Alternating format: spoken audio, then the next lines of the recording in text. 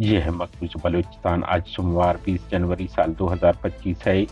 Balochistan today سے آج کے علاقائی خبروں کے ساتھ میں ہوں آپ کا میزبان الیاس بلوچ۔ کوئٹہ جواد بلوچ سیون شریف سے خفیہ اداروں کے ہاتھوں جبریل لاپتہ ہو گئے۔ وہ حسیبہ بلوچ کے بھائی ہیں۔ ہرنائی کراچی نوشکی پاکستانی فورسز ہاتھوں 4 افراد جبریل لاپتہ۔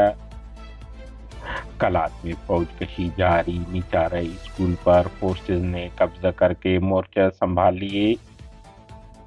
تربت جامعہ کے گیٹ کے ناکے پر مسلح افراد اور پولیس درمیان فائرنگ، پولیس کا اسلحہ چھین لیا۔ دوسری جانب ڈھاڈر میں مسلح افراد نے لیویز چوکی پر حملہ کر کے لیویز کا اسلحہ چھین لیا ہے۔ لیاری واقعہ دفاع بلوچ اقدار کے نام سے احتجاج، طالبندین قومی اجتماع کے لیے آگاہی مہمات مشترکہ منعقد کی جائیں گی۔ BYC کا اعلامیہ جاری۔ زامران حملے میں پاکستانی فوج کے 2 اہلکار ہلاک کر دیے۔ BLA GN یوب افغان سرحد پر پاکستانی وحشی فوج نے 5 افغان باشندوں کو بارڈر کراس کرنے پر قتل کر دیا۔ ISPR نے تصدیق کی ہے۔ لورا لائی لیویز کے ساتھ فائرنگ کا تبادلہ، ڈاکوؤں کی فائرنگ سے 1 ساتھی ہلاک، 1 زخمی، 2 ڈاکو گرفتار کر لیے گئے۔ لیویز کا دعویٰ تربت آفیسر میں عارف نامی پنجگور کے رہائشی شخص کو موٹر سائیکل سواروں نے ہلاک کر دیا۔ بلوچستان کے دارالحکومت کوئٹہ کے رہائشی نوجوان سندھ میں پاکستانی خفیہ ایجنسیوں کے ہاتھوں اغوا ہو گئے۔ بتایا جا رہا ہے کہ جبریل لاپتہ محمد جواد ولد قدرت اللہ کو پاکستانی خفیہ ایجنسیوں نے رواں مہینے کے 17 تاریخ کو لال شہباز قلندر کے دربار سے حراست میں لے کر لاپتہ کر دیا، جس کے بارے لواحقین کو معلومات نہیں دیے گئے ہیں۔ دوسری جانب حسیبہ بلوچ نے تصدیق کی ہے کہ ان کے بھائی کو اغوا کیا گیا ہے۔ ہرنائی سے قابض پاکستانی فورسز نے 2 ماہ پہلے ایک عمر رسید شخص عطا اللہ مری، جو کہ پیشے کے لحاظ سے خانہ بدوش ہیں، کو حراست میں لے کر لاپتہ کر دیا ہے۔ آپ بھی جانتے ہیں قابض ریاست کی جانب سے مقبوض بلوچستان کے متعدد علاقوں میں میڈیا بلیک آؤٹ عائد کر دیا گیا ہے، جس کے باعث ان علاقوں میں واقعات اور حادثات کے متعلق خبریں اور رپورٹس بعض اوقات میڈیا پر نشر نہیں ہوتے یا عرصہ گزرنے بعد میڈیا پر آتے ہیں۔